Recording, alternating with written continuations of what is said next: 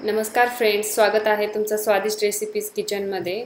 आज मी बनवणार आहे बदाम मिल्कशेक। अगदी गाड्यावर मिळतो ना तसाच बदाम मिल्कशेक अतिशय साधी सोपी रेसिपी आहे। फक्त 4 वस्तूंपासून बनते, तेही अगदी सहज कोठेही उपलब्ध होतात। जास्त वेळ दूध आटवतही बसायची गरज लागत नाही।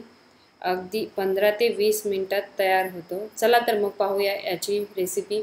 यासाठी मी इथे 1 लिटर फुल फॅट मिल्क घेतलेला आहे, ज्यालाच आपण निरसं दूध म्हणतो। दूध उकळत आहे तोपर्यंत आपण बाकीची तयारी करून घेऊया। इथे मी 20 बदाम घेतलेले आहेत, जे गरम पाण्यात भिजत ठेवलेले होते 2 तासासाठी। तुमचा जर आधीच प्लॅन ठरलेला असेल उद्या बदाम शेक करायचा, तर तुम्ही रात्री बदाम भिजत घाला। माझा इथं मुलगा अचानक म्हणाला मला मिल्कशेक पाहिजे किंवा थंड आईस्क्रीम पाहिजे खाण्यासाठी। मग म्हटलं चला बदाम शेकच करूया। त्याच्या निमित्तानं आपला व्हिडिओही शूट होईल आणि अपलोडही करता येईल। तर इथे मी सगळे बदामाचे असे साल काढून घेते आणि याला बारीक असं वाटून घ्यायचं आहे।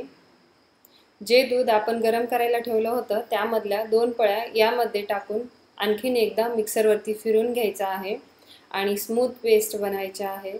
अशी पेस्ट बनवल्यामुळे बदाम शेकला दाटसरपणा येतो। आता इथे मी रूम टेम्परेचरवरती 2 पळ्या दूध घेतलेला आहे, त्यामध्ये 3 चमचे कस्टर्ड पावडर टाकून घेते। मी इथे व्हॅनिला फ्लेवरचं कस्टर्ड पावडर वापरले, हे तुम्हाला कुठल्याही किराणा दुकानात मिळून जाईल।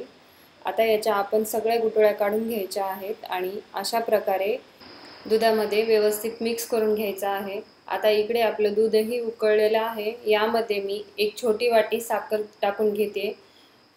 1 लिटर दुधासाठी 1/4 कप साखर पुरेशी आहे।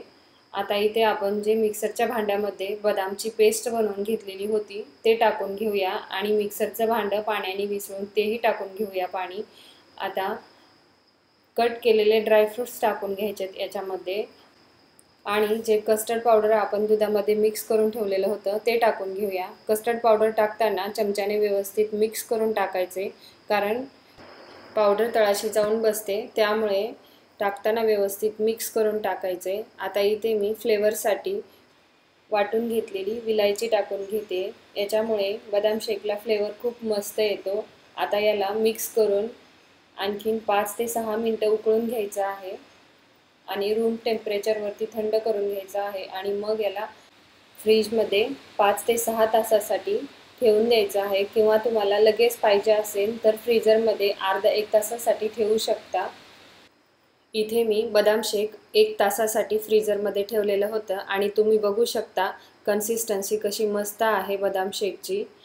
आणि इथे तुम्हाला जर बदाम शेक घट्टसर वाटला तर त्यामध्ये थोडंसं दूध मिक्स करू शकता।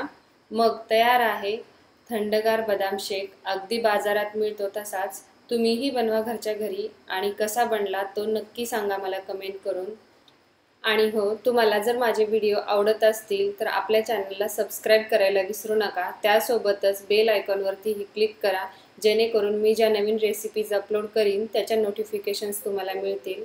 सोबतच लाईक आणि शेअरही करायला विसरू नका। आणखीन भेटू अशाच नवीन रेसिपीसोबत। धन्यवाद।